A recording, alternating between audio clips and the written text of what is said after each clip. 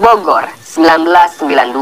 Pagi itu hujan lebat. Beberapa mobil melaju dengan cepat di jalan yang lengang. Kala itu memang hari Senin. Kawasan Cisarua lumayan lengang. Arus liburan sudah surut. Biasanya kalau hari Sabtu dan Minggu, jalanan di sana tidak pernah sepi. Pasti selalu macet. Di pinggiran jalan banyak petokohan yang menjual oleh-oleh khas Bogor. Juga pedagang kaki lima yang berjualan buah-buahan. Namun di tengah hujan seperti itu, mereka harus susah payah menutupi barang dagangan menggunakan plastik agar tidak kebasahan. Bagi sebagian orang, hujan memang membawa berkah, tapi tidak untuk para pedagang. Hujan justru membuat mereka kesulitan untuk berjualan, karena orang-orang pasti malas untuk mampir di sana. Tak jauh dari jajaran pedagang kaki lima itu, tampak sebuah villa yang bertengger di atas bukit. Hanya ada satu villa di sana. Sekelilingnya banyak sekali pohon pinus. Villa itu bukan untuk disewakan atau dijual, tapi berpenghuni. Hampir semua orang yang tinggal di kawasan Cisarua tahu kalau penghuni rumah itu sangat tertutup. Keluarga di sana jarang sekali berinteraksi dengan warga. Bahkan, villanya juga terpisah dengan perumahan. Sekilas mereka hanya tahu bahwa pemilik rumah itu adalah keluarga Pak Heri. Dia sudah berkeluarga dan punya anak dua. Yang satu masih umur 5 tahun dan yang satu lagi sudah umur 15 tahun. Istri Pak Heri bernama Bu Elina yang jarang sekali bermasyarakat. Dia hanya keluar untuk membeli bahan makanan pokok ke pasar setiap pagi.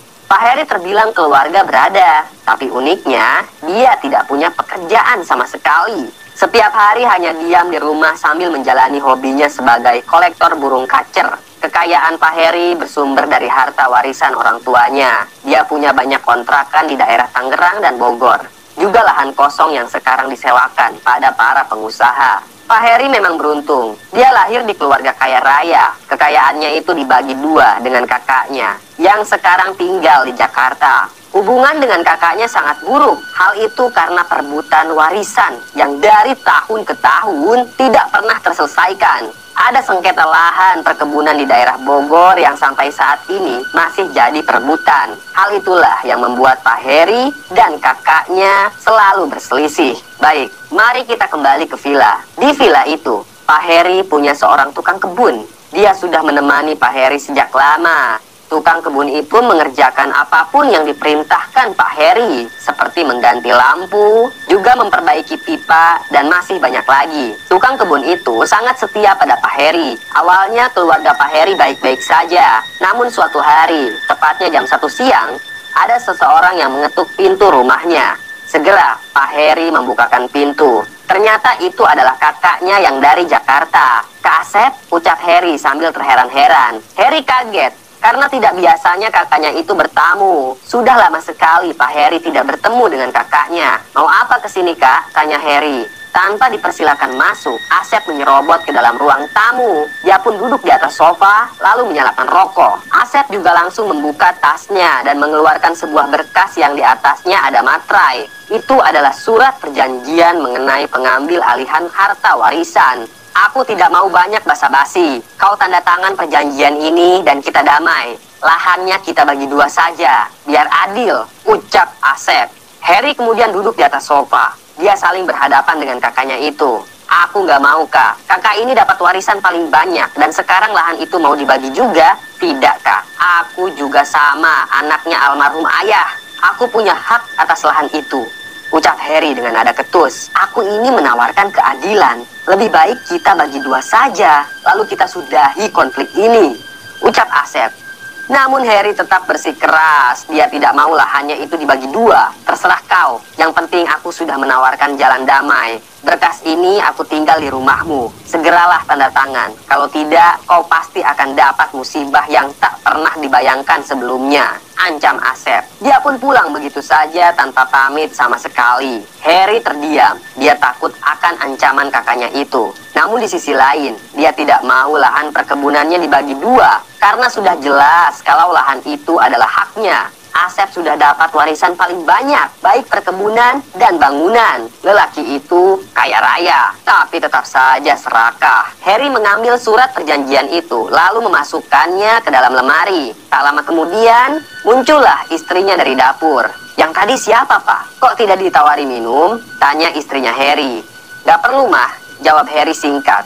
2 hari setelah ancaman itu, Harry kebingungan. Dia tidak tahu harus bagaimana lagi. Harry sudah menghubungi pengacaranya, tapi si pengacara angkat tangan. Mungkin saja kasus yang dihadapi Harry itu memang rumit, karena kedua belah pihak punya hak atas lahan tersebut. Atau bisa jadi, Asep sudah membayar pengacara langganan Harry agar tidak mendukung lawannya itu. Namun selang 5 hari kemudian, entah kebetulan atau tidak, Asep dikabarkan meninggal dunia secara misterius. Mulutnya berbusa, dan setelah dilakukan autopsi, ternyata Asep kena racun. Seketika saja keluarga Asep menuduh Harry yang telah melakukan kejahatan itu. Mereka datang ke rumah Harry dengan membawa polisi. Harry pun ditangkap, rumahnya digeledah, tapi tidak ada satu petunjuk pun yang dapat mendukung kalau Harry dalang di balik kematian kakaknya. Polisi kebingungan mencari pelaku atas kematian Asep. Di sisi lain, pihak keluarga masih yakin kalau Harry lah yang melakukan pembunuhan itu. Polisi tidak bisa berbuat banyak karena tidak ada buktinya. Selang 1 minggu, keluarga Asep kembali mendatangi rumah Harry. Kali ini mereka membawa preman dan juga ustadz. Mereka meminta agar Harry dan seluruh penghuni rumah itu melakukan sumpah pocong.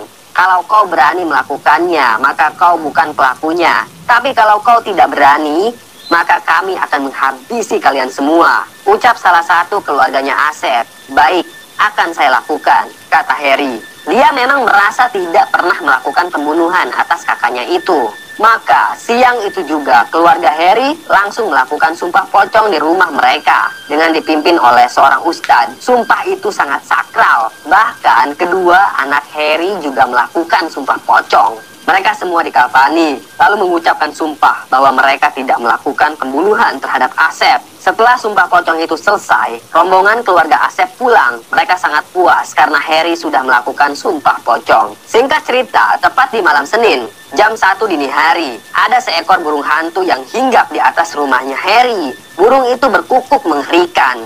Dia terbang perlahan menuju pintu kamarnya Sabto, yang tak lain adalah tukang kebunnya Harry. Burung itu bertengger tepat di atas pintu kamar tukang kebun. Dengan ajaib, burung itu pun masuk ke dalam kamar. Sungguh itu bukan burung sembarangan. Dia bisa menembus pintu kayu itu. Setelah burung itu berhasil masuk ke dalam kamar, tiba-tiba saja ia memuntahkan ratusan belatung dari dalam mulutnya. Belatung-belatung itu kemudian merayap keranjangnya Sabto, lalu masuk melalui lubang celana. Kemudian, belatung itu meringsut paksa ke dalam sela-sela pori si tukang kebun.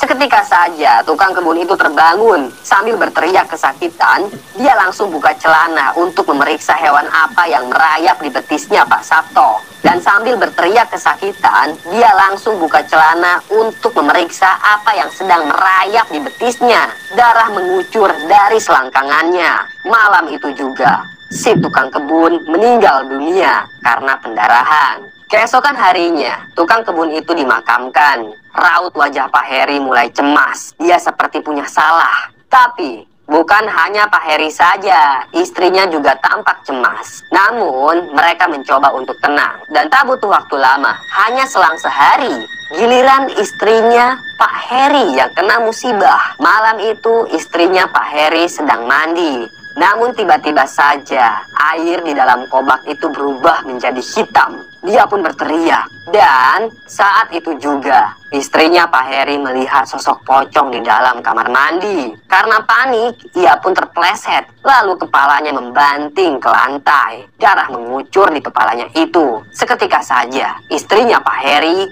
tewas. Dengan tewasnya istri Pak Harry, lelaki itu sangat panik. Akhirnya, sehari setelah pemakaman, Pak Harry langsung memanggil seorang ustadz untuk datang ke rumah. Dia ingin minta tolong dan mengaku atas semua kesalahannya. Pak Harry mengaku kalau dia sudah melakukan sumpah pocong dan berdusta. Dia juga mengaku kalau dialah yang telah meracun sang kakak. Lalu kenapa tukang kebun dan istrimu jadi korban? Tanya ustadz. Jadi ceritanya begini Ustadz, saya menyuruh tukang kebun untuk mencari orang yang mau kerjasama. Nah, tukang kebun itu akhirnya bawa seorang lelaki yang katanya mau kerjasama. Kemudian lelaki itu saya suruh untuk meracuni Asep. dengan racun bubuk yang saya kasih padanya. Oh, kalau begitu si tukang kebun juga ikut campur dalam pembunuhan? Tanya sang ustadz. Iya, betul ustadz, jawab Pak Heri. Lalu bagaimana dengan istrimu?